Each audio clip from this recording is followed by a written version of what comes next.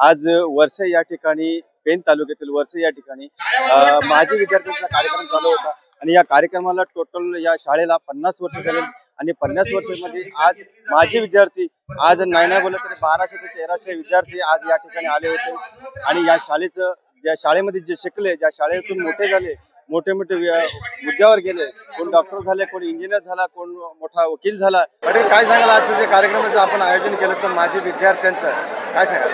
आज कैलासवासी पुन्हा गोडसे विद्या मंदिराचा सुवर्ण महोत्सव होता. 1975 ते 2025 पर्यंतचे सगळे बॅचच्या विद्यार्थी असतील त्यांना आमंत्रण दिलं होतं.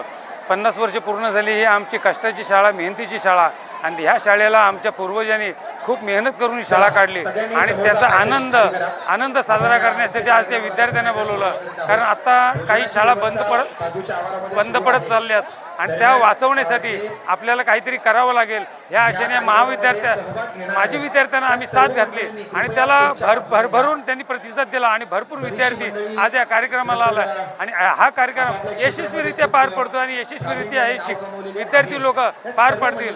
विद्यार्थ्यांनी माजी शिक्षकांचा सत्कार केला, त्यांच्याबद्दल कृतज्ञता व्यक्त केली, ह्या संचालकांची कृतज्ञता व्यक्त केली. कारण ते आज जर नसते तर आम्ही आज इथं नसतो, आमची पिढी नसती, आमच्या पिढ्या बरबाद झाल्या. सगळ्यांनी खेडेगाव आहे आणि खेडेगावात शिक्षण संस्था चालवणं एवढं सोपं नाही. परंतु बापूसाहेब नेनेंनी मनाचा निर्धार करून एकनिष्ठ राहून ही शाळा चालवली आणि आज या शाळेने भरभरून प्रेम केलं. आम्ही त्यांच्यावर प्रेम केलं आणि ही शाळा व्यवस्थित चालावी हीच आमची माजी विद्यार्थ्यांची इच्छा आहे. एवढं काय सांगाल? आज माजी विद्यार्थ्यांचा कार्यक्रम होता आपल्या या शाळेत, काय सांगाल?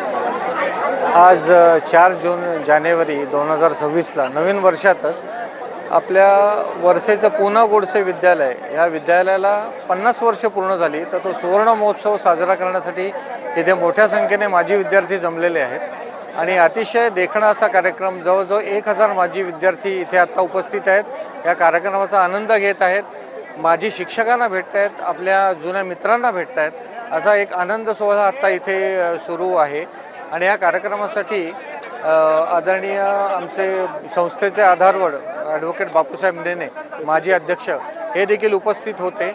नंतर आदरणीय दिलेमाताई पाटील ज्या की रायगड जिल्हा परिषदेच्या माजी अध्यक्ष आहेत आणि युवा नेते वैकुंठ शेठ पाटील हे प्रमुख पाहुणे होते आणि अतिशय चांगल्या प्रकारे खेळीमेळीचं आणि आनंदाच्या वातावरणात हा कार्यक्रम संपन्न झाला आहे. आणि आता सगळेजण माजी विद्यार्थ्यांनी देखील त्यांचं भावनिक मनोगत व्यक्त केले आहेत आणि हे शाळा सुरू होताना इथल्या जी स्थानिक मंडळी होती त्याच्यापैकी रहाळकर कुटुंबीय असतील, दाते असतील, गोडसे कुटुंबीय, पाटील कुटुंबीय, गुरव कुटुंबीय अशा सर्वांच्या योगदानाने ही शाळा सुरू झालेली आणि तिला 50 वर्ष झालेत आणि सर्व माजी विद्यार्थी इथे एवढ्या मोठ्या संख्येने उपस्थित राहिले त्याबद्दल आम्हाला अतिशय आनंद आहे. कार्यक्रम संपलेला नाही.